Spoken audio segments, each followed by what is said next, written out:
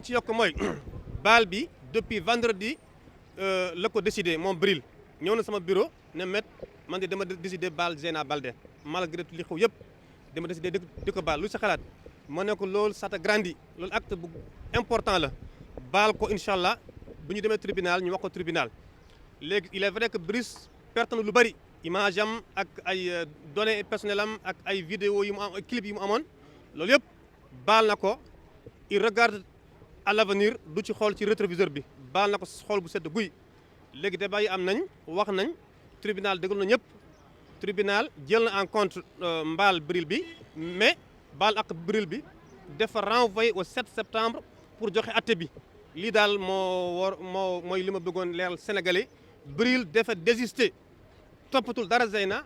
baal na ko xool bu sedd guy laaju ko dara laaju ko benn ndàmpaañ le tribunal jël na loolu yëpp en considération renvoyé affaire bi ba 7 septembre muy mardi prochain pour ñëw joxe atte bi.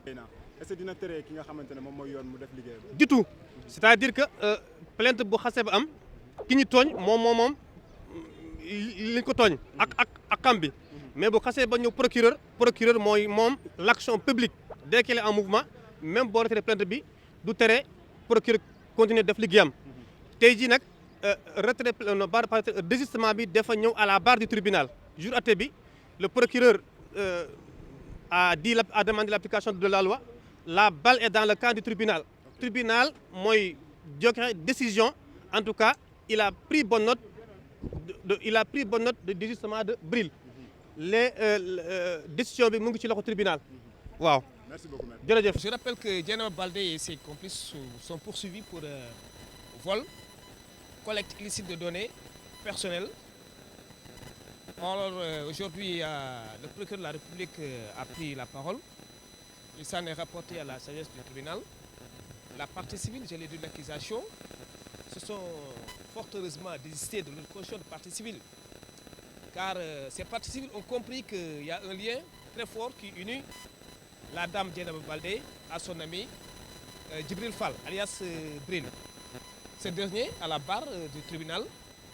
a clairement indiqué qu'il n'avait aucune dent contre sa petite amie, avec qui il partage tout.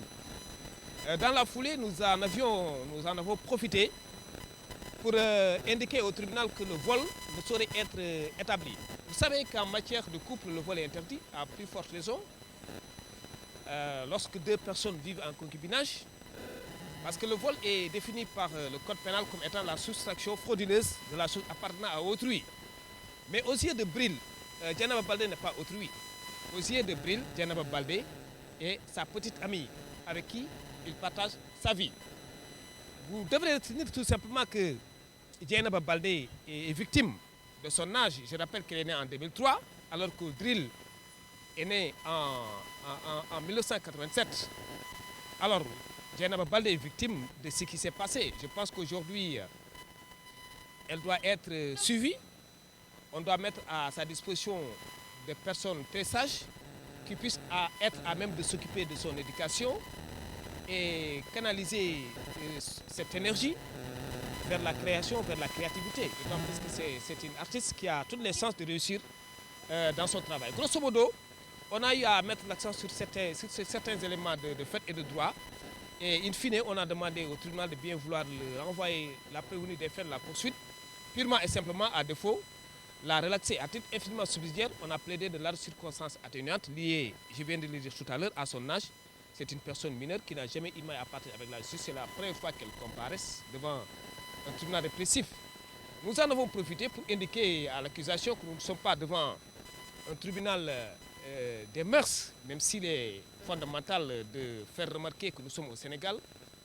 un pays de religion où il y a la mosquée, il y a l'église, on a des valeurs de civilisation à préserver. Mais il faut quand même qu'on essaie de verser dans ce qu'un certain Savonarola de la Rome antique faisait. Et je vous rappelle que ce dernier a été brûlé, pendu et brûlé devant la place publique à Florence. Donc je veux juste mettre l'accent sur le fait qu'aujourd'hui, on doit plaider le droit et mettre de côté certains aspects moraux. Même si ces aspects moraux sont extrêmement importants, mais un tribunal, c'est un tribunal. Un tribunal juge sur la base du droit. Mais finalement, je pense que Dieynaba Baldé a compris a compris l'acte qu'elle a eu à poser. Et je pense que cette audience aussi lui a permis de savoir la portée de son acte. Et à chaque malheur, je pense que souvent les gens en tirent quand même des leçons. Et on souhaite que ce soit le cas aujourd'hui ici, que Diana puisse prendre en considération qu'elle est dans un état de droit certes, mais dans un état où il y a la religion, il y a la mosquée, il y a l'église, il y a tout un ensemble de valeurs de civilisation auxquelles le Sénégal croit. Donc il faut quand même qu'on prenne en considération un certain nombre de paramètres dans ce pays. Je vous remercie. Assez? Alors écoutez, fort heureusement que je félicite mes excellents confrères, Maître Ciré Clédor Ly, Maître Anta Dialy Mbaye, qui ont plaidé à nos côtés, Maître Abdoul Aziz Daf également. Nous avions pu démontrer au cours de nos plaidoiries que l'infraction n'était pas avérée.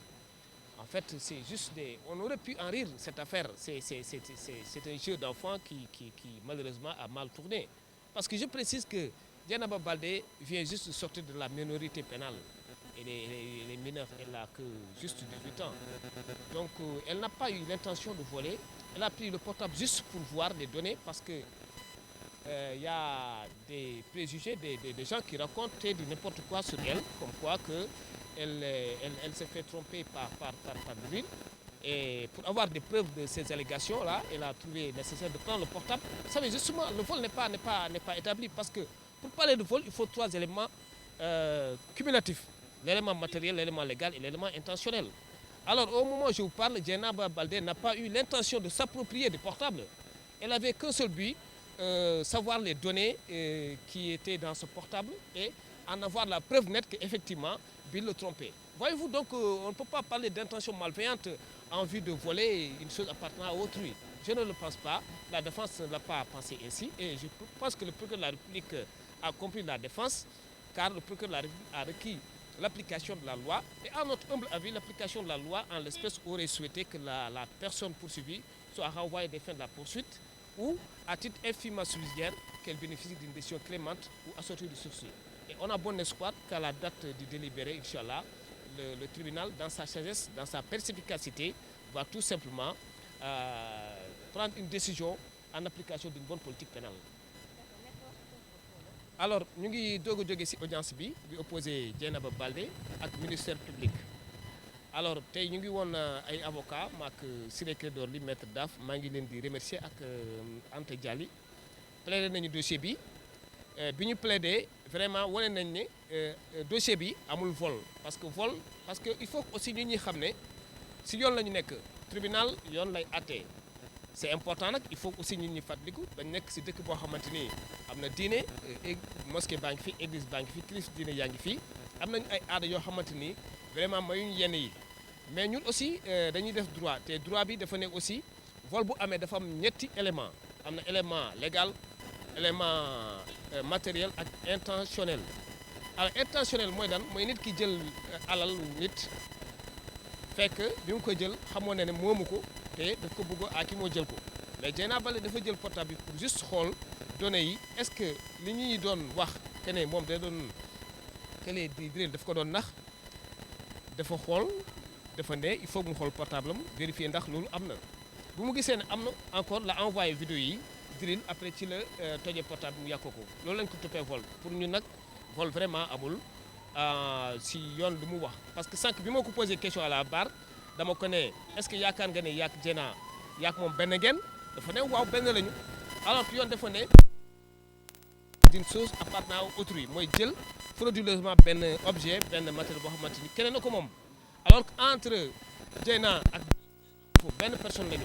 il est vrai que en matière de mariage mënuñ topp nit ki jëkkër wala jabar pour vol mais du moment que nit ñaa ngi dund concubinage aussi bon je pense pas que ñu mën a retenir le vol en tout état de cause ñun avocats yi plaidé nañ loolu te lu ñu plaidé noonu si droit lañ ko teg et cela est d'autant plus vrai aussi procureur aussi yaakaar nañ ni lu mu jot a wax dina baax lool ci défense bi parce que dafa ne day requérir application de la loi c'est-à-dire que nañu wax lu yoon wax te wax na leen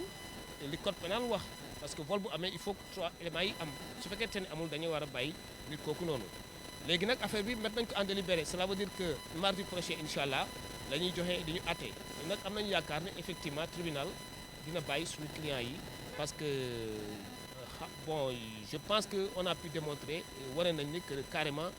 infraction bi amul wane nañ effectivement même bu amee aussi Dieyna victime la ku mat a jibbali la ku mat a jàppale la parce que moom aussi yéen a ngi fàttaliku à l'époque ah am na ku ma nekkaloon xam nga am na loo xamante ni aussi je pense que nit ki souvent c'est assez compliqué bu tamee lem nga jox ko suukar aussi day sàpp si moom xam nga am na benn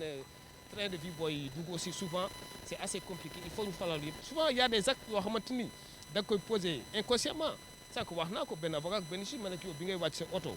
xamoo ñaata pas nga def pour excéder sa bureau xamoo parce que y a des ce qu'on appelle l'inconscient amul benn intention malveillante pour jël yëfu jàmbur te nee na drill du jàmbur si kanamam drill mook drill benn lañu la preuve en est que drill bu mu ñëwee tey à la barre du tribunal dafa ne clairement que maa ngi baal Dieynaba Baldé te it li ma def plainte rëccu naa ko lool parce que moo xamoon ne fii la yegg moom drill mooy wax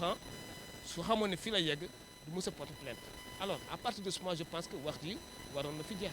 maintenant nag nañ ci profité kenn ku nekk yedd sa bopp aussi parce que société sénégalaise je pense que aussi war nañu xoolaat éducation bi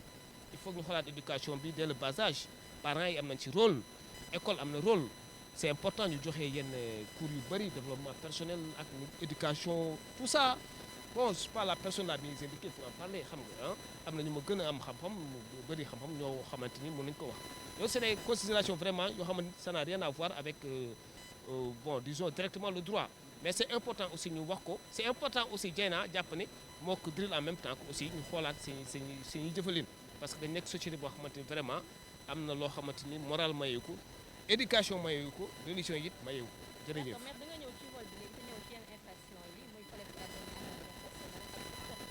Justement question bu am solo la parce que ñu ko doon toppee vol mooy soustraction fraudeuse de la chose appartenant à autrui boobu teg nañ ko de côté parce que nee nañu drill du autrui ci kanamu Dieyna collecte illicite bi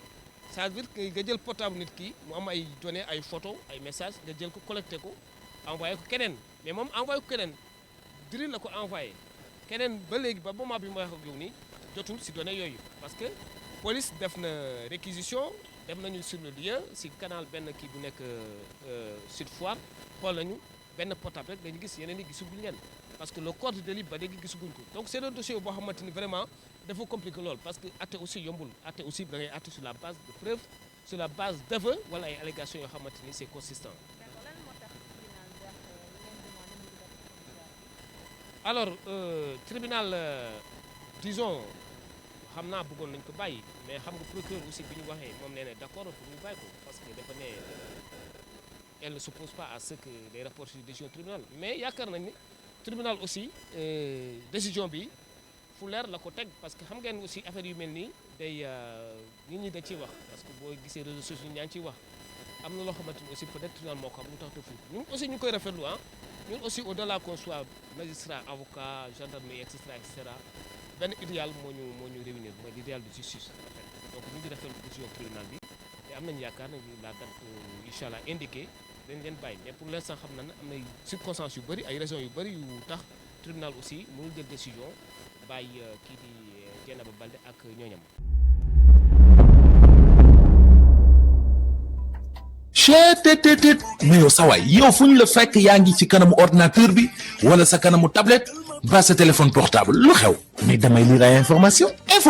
waaw xoolal boo bëgg am ay information yu leer nañ et en temps réel duggal ci www.senegal7.com ay information yu wóor man de maa ngi application Sénégal 7 lépp lu xew dama koy jot ci sama téléphone ci tàng bi te nag application Sénégal 7 am ko yomb na da ngay dugg ci Play Store wala Apple Store nga télécharge ko rek xam li xew ci réew mi ak la xew ci bitim réew te nag dara du la ci umpu. Vous voulez des informations en temps réel? Cliquez sur www.senegal7.com. Sénégal 7, le roi de l'information en temps réel.